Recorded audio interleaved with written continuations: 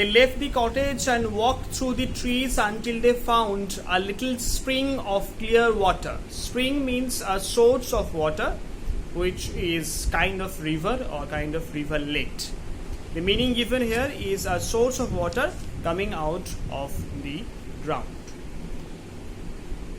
where Dorothy drank and bathed and ate her breakfast. So because she found the water, Dorothy made a full use of this source of water, and she really helped herself out with first drinking, then taking her bath, and then eating her breakfast. Because she is having a piece of bread, she needs the water to gulp it out.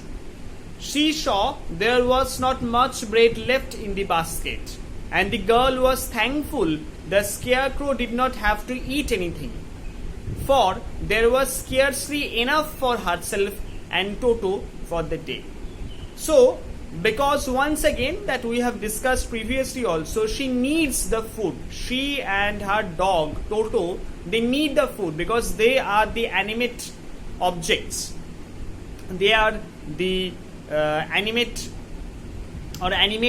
persons or individuals in this story. That is why they need to have proper food to feed themselves, whereas the Scarecrow, being devoid of the specific or the special qualities of the human beings, he does not need any kind of food to feed himself. When she had finished her meal and was about to go back to the road of yellow brick, she was startled to hear a deep groan nearby. The meaning of startled is surprised or shocked by a sudden movement. A deep groan nearby. Groan is a shout, groan is a sound, a low deep sound made in pain or in sorrow or in anguish. So she listens or she hears a deep groan that was coming nearby, and hearing that she is quite startled. Why? Because firstly it is a groan, and secondly that three of those individuals, they have been growing, they have been walking forward, and all of a sudden this groan not coming from any of them means that there is another animal or another object that is nearby them. What was that? She asked timidly. Timidly means in a shy manner. She is a bit scared, she is a bit frightened, and because of that she, being startled, asks that question to the Scarecrow, that what can be the source of this groan.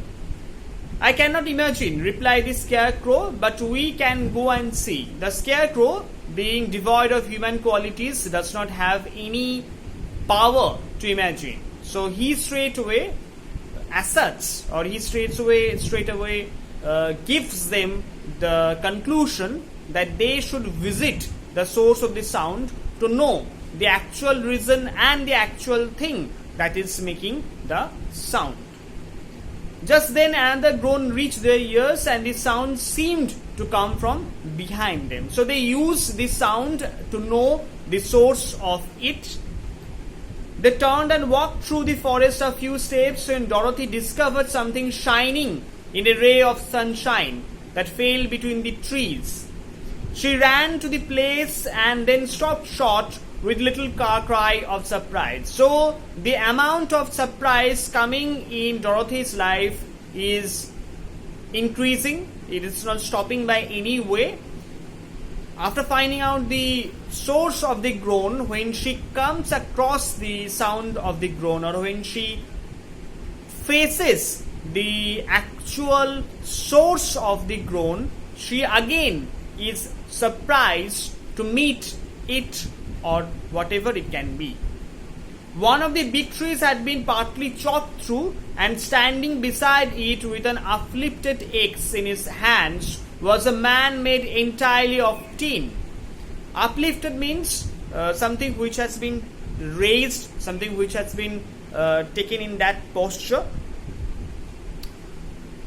His head and arms and legs were jointed upon his body. but he stood perfectly motionless. Motionless means still, still, not the metal, but without any motion, without any kind of movement is the meaning of motionless.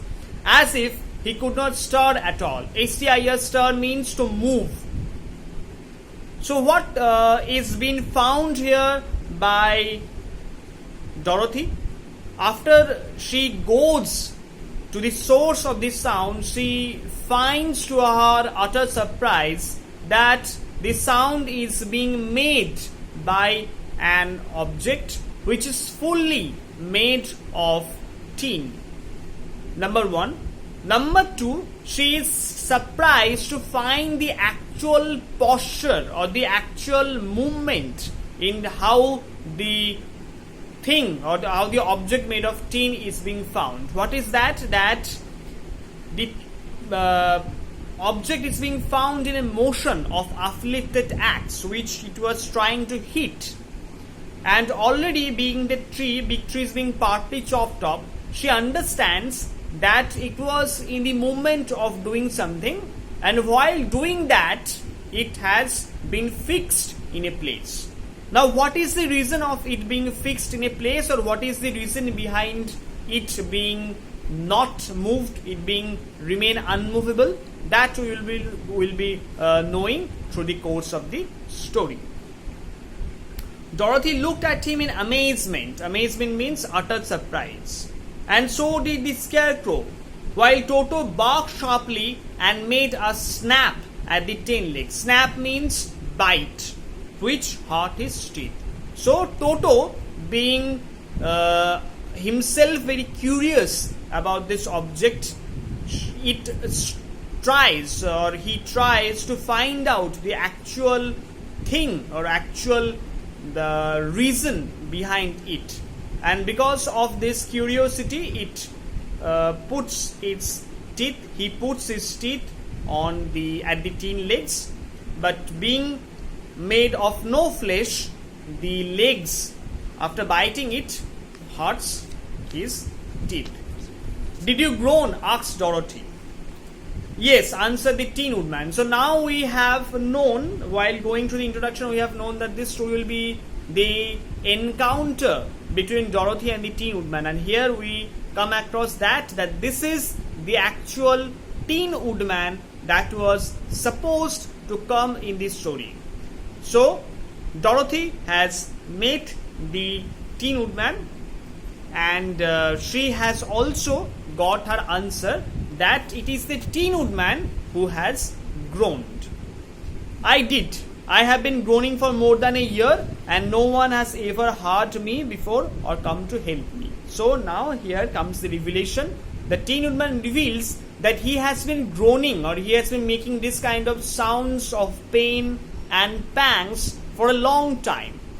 But instead of his repeated making of groans, in spite of him shouting in so much pain for a time being, no one has ever responded to him, or no one has ever come to his rescue.